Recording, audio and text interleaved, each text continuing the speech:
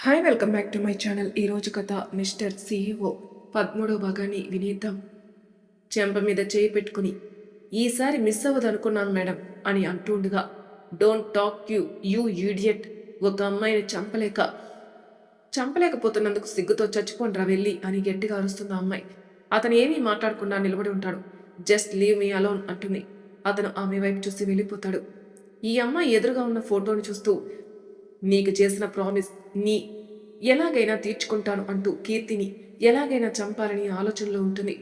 బయటికెళ్లిన వ్యక్తికి ఎదురుగా ఇంకో వ్యక్తి 5.5 అడుగు తెల్లని చర్మం, అందమైన hair style, white colour T shirt, blue colour jeans, ఒక చేతికి వాచ్, ఇంకో చేతికి గోల్డ్ బ్రాస్లెట్ వేసుకుని హుందాగా నడుచుకుంటూ వస్తుంటే ఆఫీస్లో అందరూ లేచి నిలబడి విష్ చేస్తున్నారు.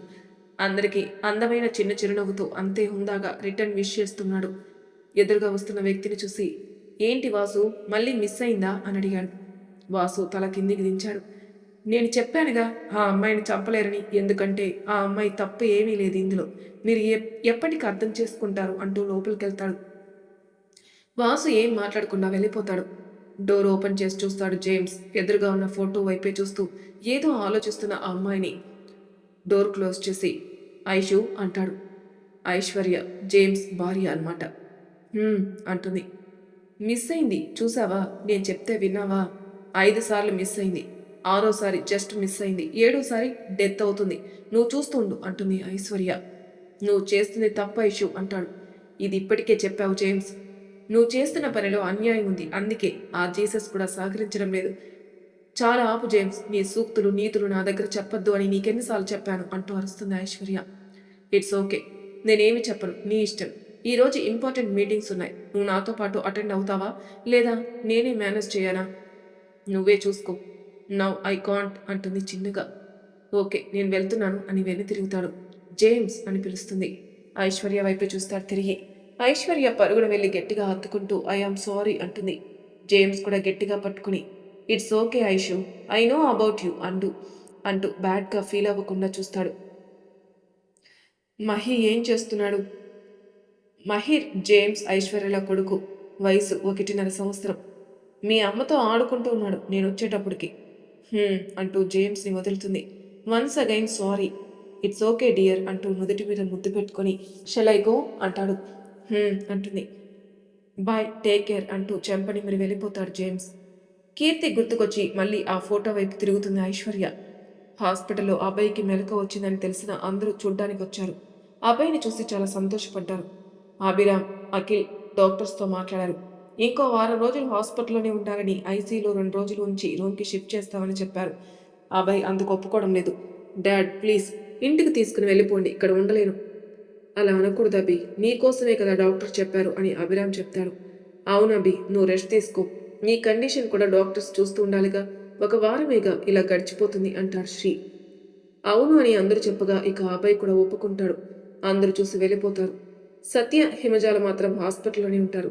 అబ్బాయి ఆలోచనలంతా కీర్తి మీదనే ఉంది. నేనెందుకు ఇంతగా నీ గురించి ఆలోచిస్తున్నాను, ఎవరు నువ్వు, ఎందుకు నన్ను ఇలా వేధిస్తున్నావు అంటూ తల పట్టుకుంటాడు. పక్కనే ఉన్న నర్సు చూసి సార్ తలనొప్పిగా ఉందా అని అడిగింది. నర్సు మాటలకి తల మీద చేయి తీస్తూ లేదు అన్నాడు. ఏదో ఆలోచిస్తున్నట్లున్నారు, అయితే ఇప్పుడు ఎక్కువగా స్ట్రెస్ తీసుకోకూడదు బ్రెయిన్కి, సో ప్లీజ్ ఆలోచనలకి దూరంగా ఉండండి. నేను అదే ప్రయత్నం చేస్తున్నాను సిస్టర్, కానీ అవ్వడం లేదు అంటాడు. నవ్వుకుంటూ వెళ్ళి ఒక టాబ్లెట్ తీసుకుని వచ్చి వేసుకోండి సార్, నిద్ర పడుతుంది, కాస్త రెస్ట్ దొరుకుతుంది మీకు అంటుంది. టాబ్లెట్ వేసుకుని కీర్తి ఆలోచనలతోనే వెంటనే నిద్రపోతాడు అబ్బాయి. శ్రీ, అఖిల్ హాస్పిటల్ నుంచి నేరుగా జూ దగ్గరికి వెళ్తారు. అక్కడ మేనేజ్మెంట్ వాళ్ళతో మాట్లాడి విషయం చెప్పి సీసీ ఫుటేజ్ చూడాలని అడుగుతారు. మేనేజ్మెంట్ కూడా సీసీ ఫుటేజ్ చూపిస్తుంది. నిజంగానే ఆ వ్యాన్లో ఉన్న వ్యక్తి చాలా ఫాస్ట్గా కావాలని అబ్బాయి వైపుకి వచ్చేలా ఉన్నాడు అనిపిస్తుంది. కానీ వాళ్ళకు కూడా తెలియంది ఏంటంటే ఆ వ్యాన్ కీర్తి వైపుకి వస్తుందని. వాళ్ళ మొహాలు మొత్తం ముసుగు వేసుకుని కళ్ళు మాత్రం కనిపించేలా, ఆఖరికి చేతులకు కూడా ఫుల్గా గ్లౌస్ వేసుకుని కవర్ చేసుకుని ఉన్నారు. జూ వ్యాన్ డ్రైవర్స్ వేసుకుని ఉన్న యూనిఫామే వాళ్ళు కూడా వేసుకుని ఉన్నారు. మీ యూనిఫామ్ వేసుకుని ఉన్నారండి, వాళ్ళని ఎలా గుర్తుపట్టేది అని అడిగారు శ్రీ. సార్ మాకు తెలియకుండా మా యూనిఫామ్స్ వేసుకుని ఉన్నట్లున్నారు, కానీ వాళ్ళకి ఎలా దొరికిందో అర్థం కావట్లేదు. ఒకసారి స్టాఫ్ని అడిగి కనుక్కుంటాం, అండ్ వాళ్ళని కనిపెట్టడం కొంచెం కష్టమే అనిపిస్తుంది అంటాడు మేనేజర్.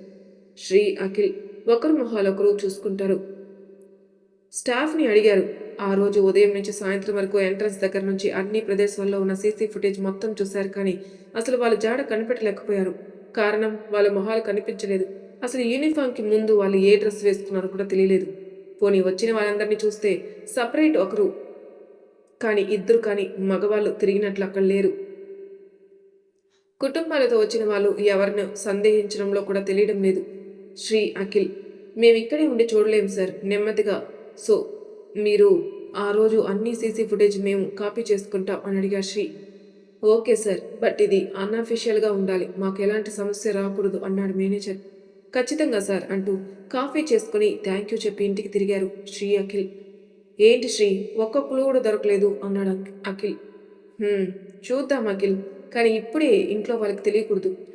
ఓకే అని ఇద్దరు వాళ్ళ వాళ్ళ ఇళ్ళకి చేరుకున్నారు.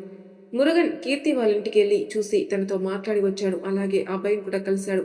ఇటు కీర్తిని మళ్ళీ చంపడానికి ప్లాన్స్ వేస్తున్న ఐశ్వర్య ఇక్కడ కీర్తి గురించి అబ్బాయి గురించి కీర్తి ఆలోచనలో ఉండగా అబ్బాయిని ఎవరు చంపాలని చూస్తున్నారని కనిపెట్టే ప్రయత్నంలో శ్రీ అఖిల్ ఉన్నారు. చూస్తుండగానే వారం రోజులు అయిపోయింది. అబ్బాయిని డిశ్చార్జ్ చేశారు. కానీ అబ్బాయి మనసు కీర్తిని నేరుగా ఒక్కసారి చూడాలనిపిస్తుంది. అదే విషయం శ్రీకి చెప్పాడు. కానీ అబ్బాయి ఇప్పుడొద్దు, 2 రోజులు వెయిట్ చేద్దాం అన్నాడు శ్రీ. ప్లీజ్ శ్రీ అన్నాడు. చెప్తే విను అబ్బాయి, ఈ పరిస్థితిలో నువ్వు వెళ్ళడం కరెక్ట్ కాదు. అండ్ తనే 2 రోజుల్లో ఆఫీస్కి వస్తానంటుంది. అప్పుడు ఇంటికి తీసుకుని వస్తానులే. అప్పుడే ఆఫీస్కి ఎందుకు, ఇంకో వారం రోజులు రెస్ట్ తీసుకోమని చెప్పలేదా నువ్వు అన్నాడు కోప్పడినట్లు. ఆహా, భలే ఉందే, నన్నెందుకు కలుస్తున్నావు? నేను అదే చెప్పాను ఆల్రెడీ. 10 రోజులు అయింది సార్, ఇంట్లో ఉంటే మైండ్ డిస్టర్బ్గా ఉంది, అందుకే రావాలనుకుంటున్నానని చెప్పింది. ఓహో, ఓకేలే. అబ్బాయిని ఇంటికి తీసుకుని వస్తారు. అబ్బాయి డిశ్చార్జ్ అయిన విషయం కీర్తికి తెలిసే ఒకసారి ఇంటికి వెళ్ళాలని ప్రసాద్ని అడుగుతుంది. 2 రోజులు ఓపిక పట్టు, వెళ్ళి చూద్దాం. ఇప్పుడే కదా మెల్లగా నడవడం స్టార్ట్ చేసావు తల్లి అంటూ మెల్లగా చెప్పాడు. ఓకే నాన్న అంది. శ్రీ అఖిల్ ఇద్దరు అబ్బాయితో తన యాక్సిడెంట్ గురించి మాట్లాడాలనుకున్నారు. అభి, నువ్వు ఇప్పుడు ఓకే కదా అని ముందు తన ఆరోగ్యం గురించి అడిగాడు శ్రీ. ఓకే శ్రీ, బాగానే ఉన్నాను, నో ప్రాబ్లం. ఆఫీస్లో వర్క్స్ ఎలా జరుగుతున్నాయి? బాగానే జరుగుతున్నాయి. ఆఫీస్ గురించి నువ్వు ఎక్కువగా ఆలోచించుకో. మేము మురుగన్ అంకుల్ ఉన్నాగా, అండ్ అంకుల్ కూడా నీకు యాక్సిడెంట్ అయినప్పటి నుంచి వస్తున్నారు. ఓ గుడ్ అన్నాడు అభయ్. చెప్పు అంటూ అఖిల్ సైకిల్ చేస్తున్నాడు శ్రీకి. ఉండు అంటూ శ్రీ కూడా సైకిల్ చేస్తున్నాడు. ఇద్దరిని చూస్తూ ఏమైనా చెప్పాలా అని అడిగాడు అభయ్. హా అంటూ ఇద్దరు ఉలిక్కిపడి చూశారు. ఏమైందిరా, ఎందుకు అంతగా రియాక్ట్ అయ్యారు? అదేం లేదభి అన్నాడు శ్రీ. ఏమీ లేకపోతే నువ్వు ఇలా ఉండవులే గాని ఏమైందో అన్నాడు అభయ్. నీకు ఒక విషయం చెప్పాలి అభి అన్నాడు అఖిల్. చెప్పండి, కానీ నువ్వు టెన్షన్ అవ్వకూడదు. మీరు చెప్పకుండానే టెన్షన్ పెడుతున్నారు అన్నాడు అభి కోపంగా. ఓకే ఓకే, కోపడకు అంటూ కీర్తి చెప్పిన విషయం నుంచి జూలో సీసీ ఫుటేజ్ చూడడం వరకు అంతా చెప్పారు. అన్నీ వింటున్న అబ్బాయికి ఏం అర్థం కావడం. ఏం చెప్తున్నారా? నన్ను చంపాల్సిన అవసరం ఎవరికుంది? నాకేం అర్థం కావడం అన్నాడు అభయ్. అదే మాకు అర్థం కావడం అభి. ఆ సీసీ ఫుటేజ్లో ఏమో ఒక క్లూ కూడా దొరకలేదు అన్నాడు శ్రీ. ఒకసారి నన్ను చూడనివ్వండి అంటూ అడిగాడు అభయ్. ల్యాప్టాప్ ఆన్ చేసి స్టార్టింగ్ నుంచి అంతా చూపిస్తూ వస్తున్నారు. అంతా కంప్లీట్ చేశారు చూడండి. చూడడం చూసావుగా, ఒక్క క్లూ కూడా దొరకలేదు అన్నాడు అఖిల్. ఎందుకు దొరకలేదు? దొరికింది అన్నాడు అభయ్. వాట్ అన్నాడు అఖిల్ ఆశ్చర్యంగా. శ్రీ కూడా ఏం చెప్తున్నావు అబ్బాయి అంటూ ఆశ్చర్యంగా అడిగాడు. అవును, మీరు నాకు యాక్సిడెంట్ చేయడానికి వచ్చారని నా చుట్టూనే చూస్తున్నారు. కానీ అఖిల్ శ్రీ ఇద్దరు క్యూరియాసిటీగా చూస్తున్నారు అభయ్ ఏం చెప్తాడని. కానీ వాళ్ళు చంపాలని అనుకున్నది కీర్తిని అన్నాడు అభయ్. ఏం చెప్తున్నావు అభి అని ఇంకా పెద్దగా ఆశ్చర్యానికి గురయ్యాడు అఖిల్. శ్రీ కూడా ఒక నిమిషం అభయ్ ఏం చెప్తున్నాడు అర్థం కావలేదు. అవును, మీరంతా నా చుట్టూ చూస్తుంటే నేను కీర్తి చుట్టూ ఒకరు ఫాలో అవ్వడం చూశాను. ఎంట్రన్స్ దగ్గర నుంచి మీరు నన్ను కీర్తిని ఒంటరిగా వాళ్ళ అక్క కోసం హాస్పిటల్కి వెళ్ళమని చెప్పే వరకు కీర్తి చుట్టూనే ఉన్నాడు. ఆ తర్వాత కనిపించలేదు. కానీ వాటి డ్రెస్సు మార్చింది, వ్యాన్ తీసుకుంది, వాడే యాక్సిడెంట్ చేసింది అంతా మనకి సీసీ ఫుటేజ్లో తెలియలేదు. కానీ నేను ఖచ్చితంగా చెప్పగలను, ఆ యాక్సిడెంట్ కీర్తి కోసమే అన్నాడు చాలా కాన్ఫిడెంట్గా అభయ్. అభయ్ చెప్తుంది వింటున్న శ్రీ అఖిల్కి పిచ్చెక్కిపోతుంది. నువ్వేమో ఆ యాక్సిడెంట్ కీర్తి కోసం చేశారని, కీర్తి ఏమో నీ కోసం ఆ వ్యాన్ స్పీడ్లో వచ్చిందని, ఏది నిజం రా బాబు అంటూ అక్కడే కూలబడ్డాడు శ్రీ కూడా. నేను చెప్పేది నిజం. కీర్తికి నన్ను చంపడానికి వస్తున్నారని అనిపించడానికి ఒక కారణం ఉంది. నేను తన వెనకాల ఉన్నాను. నా కోసం వెతుకుతూ వెనక్కి తిరిగి చూసిన కీర్తికి నా వెనకాల నుంచి ఫోర్స్లో ఆ వ్యాన్ రావడం వలన అది నా కోసం వస్తుందనుకుంది. అందుకే నా కోసం పరిగెడుతూ వచ్చి నన్ను కాపాడాలనుకుంది. అలా కాకుండా ఒకవేళ నా కోసం చూడకుండా ముందుకు నడుస్తూ వెళ్ళుంటే ఆ వ్యాన్ నేరుగా కీర్తి వైపే వెళ్ళి వెనకాల నుంచి డాష్ ఇచ్చుంటుంది. అదే వాడు చేయాలని అనుకుంది కూడా. కానీ అది కీర్తి ఆలోచన వలన రివర్స్లో జరిగి ఇద్దరికి యాక్సిడెంట్ అయింది. అందుకే మీకు అలాగే కీర్తికి కన్ఫ్యూషన్. కానీ నాకు కన్ఫర్మ్ అయింది. చంపడానికైతే వచ్చింది ఖచ్చితంగా కీర్తి కోసమే. కానీ ఎందుకు చంపాలనుకుంటున్నారు? కీర్తిని చంపాలని అని అంత పగ ఎవరికుంది? అంత పక్కాగా ఎవరు ప్లాన్ చేశారు? అసలు కీర్తి జోకి వస్తుందని ఎవరికి తెలుసు? లేదా ఇంటి దగ్గర కూడా కీర్తిని చంపడం కోసం కాపలాగా ఉన్నారా అని ఆలోచన రావడం వెంటనే వెన్నులో వణుకు పుట్టింది అభయ్కి. ఒకసారి అమ్ముని దూరం చేసుకున్నాను, కానీ అదే రూపంలో నా కీర్తిని అని అంటూ ఉండగా శ్రీ, అఖిల్ అభయ్ని చూస్తున్నారు. నో, అలా జరగడానికి వీల్లేదు శ్రీ. ఇంకోసారి నేను అమ్ముని పోగొట్టుకుని బ్రతకలేను అంటూ టెన్షన్ పడుతున్న అభయ్ని చూస్తూ, అభి ప్లీజ్ కామ్ డౌన్. ఖచ్చితంగా మనం కీర్తిని కాపాడదాం, అందులో ఎలాంటి అనుమానం లేదు. అభి, నువ్వు కీర్తిని ఇష్టపడుతున్నావా అని నేరుగా అడిగేశాడు అఖిల్. అభయ్ అఖిల్ని చూస్తున్నాడు. శ్రీ కూడా క్యూరియాసిటీగా అభయ్ ఏం చెప్తాడని ఎదురు చూస్తున్నాడు. అభయ్ మొహం కిందికి దించేశాడు, ఏం సమాధానం చెప్పకుండా. చూడు అభి, నువ్వు కీర్తిని ఇష్టపడి పెళ్లి చేసుకుని నీ జీవితంలో సంతోషాలు నింపుకోవాలని అంటూ ఉండగా అఖిల్ని, చాలా అఖిల్ అంటూ ఆపేశాడు అఖిల్ మాటల్ని అభయ్. ఇద్దరు అభయ్ వైపే చూస్తున్నారు. కీర్తిని నేను ఇష్టపడ్డం లేదు. ఇద్దరు షాక్ అయ్యారు. కానీ కానీ అన్నాడు శ్రీ. కానీ కీర్తిలో ఎందుకో నాకు అమ్ము తెలుస్తుంది. ఎందుకని నాకు అర్థం కావడం. తనతో ఉన్నంతసేపు అమ్ముతో ఉన్నట్లే ఉంది. ఒకప్పుడు అమ్ము జ్ఞాపకాలే ఆయువుగా చేసుకుని బ్రతుకుతున్న నాకు ఇప్పుడు కీర్తి జ్ఞాపకాలు నాకు దగ్గరగా లేకపోతే తన జ్ఞాపకాలు నన్ను వెంటాడి చంపుతున్నాయి అంటూ ఉండగా అభయ్, దాన్నే ప్రేమ అంటారు మై డియర్ ఫ్రెండ్ అంటూ నవ్వుతూ పక్కకెళ్ళి కూర్చున్నాడు శ్రీ. అబ్బాయి ఒక్క చూపు చూశాడు శ్రీని. నువ్వెన్ని చూపులు చూసినా శ్రీ చెప్పింది అక్షరాల నిజం అంటూ ఇంకో పక్క కూర్చున్నాడు అఖిల్. ప్లీజ్, అమ్మునే కీర్తిగా అనుకుంటున్నాను, అంతేకాని కీర్తి మీద నాకు అని అంటూ ఉండగా, అభి, ఇప్పుడు నువ్వు చెప్తున్నది వింటున్న మాకు అర్థమైంది. ఇంకొన్ని రోజుల్లో నీకే అర్థమవుతుంది. నిజం చెప్పేమా, మాకు కీర్తిని నీకిచ్చి పెళ్లి చేయాలని ఆలోచన వచ్చింది. ఇన్ఫ్యాక్ట్ మామ్ అండ్ అక్షయ్ కూడా అన్నాడు అఖిల్. వాట్ అన్నాడు అభయ్. అవును, ఆ విషయం మాకు జూలోని తెలిసింది. మీకెలా తెలిసింది అని అడిగాడు అభయ్. అది మామ్ అక్కి మాట్లాడుకుంటూ ఉంటే విన్నాం అన్నాడు అఖిల్. ఏం మాట్లాడుకుంటూ ఉన్నారు, కొంచెం క్లారిటీగా చెప్తారా ప్లీజ్ అంటూ కోపంగా అడిగాడు అభయ్. ఓకే అంటూ హిమజ అక్షయ్ మాట్లాడుకుందంతా చెప్తాడు అఖిల్. అంటే అక్కి కీర్తిని జూకి రమ్మని చెప్పాడా అని అనుమానంగా అడిగాడు అభయ్. అవును, కానీ అది మీ ఇద్దరిని దగ్గర చేయాలనే ఆలోచనతో అన్నాడు శ్రీ. నేను అక్కిని అనుమానించడం లేదు అక్కి ఇంకెవరికైనా చెప్పి వాళ్ళ ద్వారా కీర్తికి అపాయం జరిగిందా అని ఆలోచిస్తున్నాను. అఖిల్, ముందు అక్కి కాల్ చేసి రూమ్కి రమ్మని చెప్పు అంటాడు అభయ్. అఖిల్ కాల్ చేస్తే మ్యూజిక్ క్లాస్లో ఉన్నాడని చెప్తాడు అక్షయ్. ఓకే, తొందరగా వచ్చేయి, అభి నీతో మాట్లాడాలంట అన్నాడు. ఓకే అని కాల్ కట్ చేస్తాడు అక్షయ్. అఖిల్ అదే విషయం చెప్తాడు. సరే, అక్కి రావడానికి ఎలాగో లేట్ అవుతుందని తెలిసిందిగా, ఇప్పుడు చెప్పు, నువ్వు కీర్తిని అని అన్నాడు శ్రీ నవ్వుతూ. రేయ్, నీకేమైనా పిచ్చా అంటూ కోపడుతూ ఒక పక్క కీర్తి ఏదో ప్రమాదంలో ఉందని చెప్తుంటే నువ్వేమో కామెడీలు చేస్తున్నావు. ముందు వెళ్ళి నేను అనుమానంగా ఉంది అని చెప్పిన వాడి సంగతి చూడండి. వాడి ఫోటో ప్రింట్ తీసుకుని ఎంక్వైరీ చేయడం స్టార్ట్ చేయండి. అండ్ కీర్తి ఇంటి చుట్టూ ఒక ఇద్దరు మనుషుల్ని పెట్టండి. ఎవరైనా అనుమానంగా కనిపిస్తే వెంటనే వాళ్ళ సంగతి చూడండి. నాకు తెలిసి కీర్తి చాలా పెద్ద ప్రమాదంలో ఉంది. అవును, నిజమే అన్నాడు శ్రీ వెటకారంగా. కీర్తిని చంపడానికి ప్రయత్నం చేస్తుందో ఎవరో తెలిసాక నీ వెటకారాలు జోకులు వేయి అంతవరకు అన్నాడు సీరియస్గా అభయ్. అంటూ okay mister Abhay, my boss అన్నాడు శ్రీ మళ్ళీ వెటకారంగా.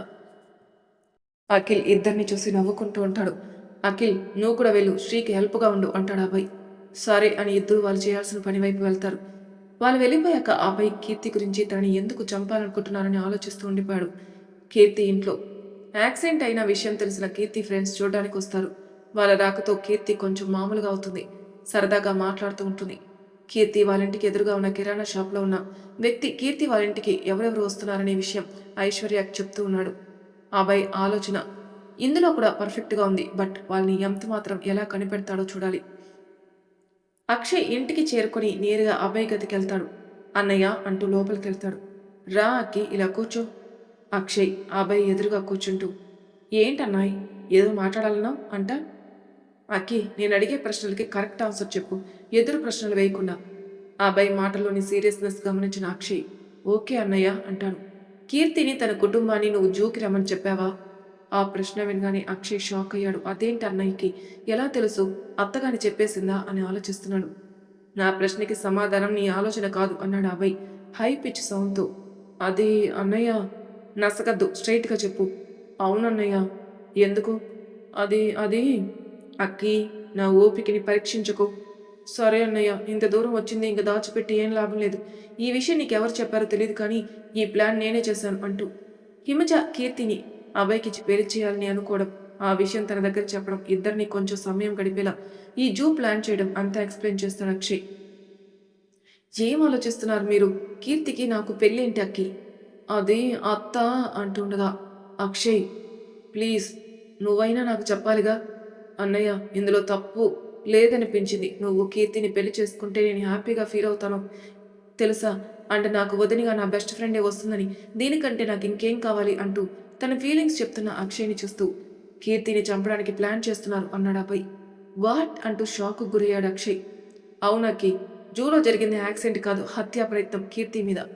అన్నయ్య ఏదో పొరపాటున జరిగి ఉంటుంది, నువ్వెందుకు ఇంత డీప్గా ఆలోచిస్తున్నావు అన్నాడు అక్షయ్. లేది లేదక్కి అంటూ కీర్తి చెప్పింది. అలాగే శ్రీ అఖిల్ కనుక్కున్న విషయం, తను అనుమానించిన వ్యక్తి, అలాగే వీడియో, అందులో ఆ వ్యక్తి ఫోటో అన్నీ చెప్పి చూపించాడు అభయ్. అన్నీ విని సాక్ష్యాలతో సహా చూసిన అక్షయ్కి దిమ్మ తిరిగింది. ఏంటన్నయ్యా, ఏది నిజంగానే నాకు ఏం అర్థం కావడం లేదే అన్నాడు అక్షయ్.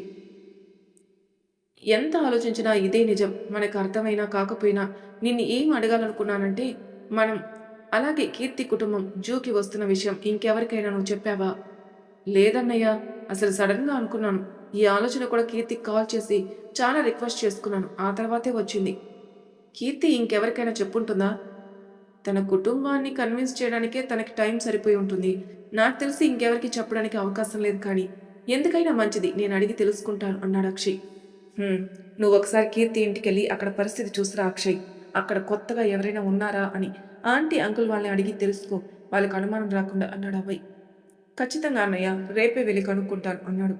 ఓకే, కీర్తి కానీ వాళ్ళ కుటుంబానికి కానీ ఈ విషయం తెలియాల్సిన అవసరం లేదు, కంగారు పడతారు. సరే అన్నయ్య.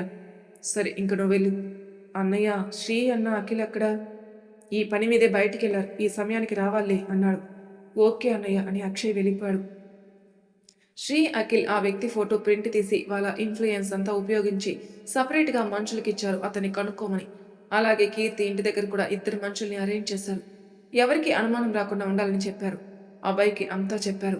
నెక్స్ట్ డే అక్షయ్ కీర్తి ఇంటికెళ్ళి అక్కడ పరిస్థితి అంతా గమనించాడు. ఇంట్లో వాళ్ళని కూడా కనుక్కున్నాడు కానీ ఎవరూ కొత్త మనుషులు లేరని చెప్పారు. కీర్తి నడుస్తూ బాగానే ఉంది. సో అక్షయ్తో పాటు అబ్బాయిని కూడా చూడ్డానికి ఇంటికి బయలుదేరింది. శ్రీ అఖిల్ ఆఫీస్ విషయాల్లో బిజీగా ఉన్నారు ప్రస్తుతానికి. ఫోటో గురించి కనుక్కుంటూ, అలాగే కీర్తి ఇంటి దగ్గర కీర్తి కుటుంబాన్ని గమనిస్తూ మనుషులున్నారు. కీర్తి ఇంటి దగ్గరికి రాగానే ఏదో తెలియని కొత్త ఫీలింగ్ కలుగుతుంది. ఎప్పుడూ అలా అనిపించలేదు. ఏంటి అలా చూస్తున్నావు అన్నాడు అక్షయ్. ఏదో ఈ ఇంటికి ఎప్పుడూ వచ్చినట్లుంది అంది ఇల్లుని చూస్తున్న కీర్తి. మరి తర్వాయి భాగంలో ఏం జరుగుతుందో నెక్స్ట్ ఎపిసోడ్లో తెలుసుకుందాం. అంతవరకు నా ఛానల్ సబ్స్క్రైబ్ చేయని వాళ్ళు ప్లీజ్ సబ్స్క్రైబ్ చేసుకోండి, లైక్ చేసి షేర్ చేయండి, మీ అభిప్రాయాలు నాకు కామెంట్ రూపంలో తెలియజేయండి. Thank you for listening.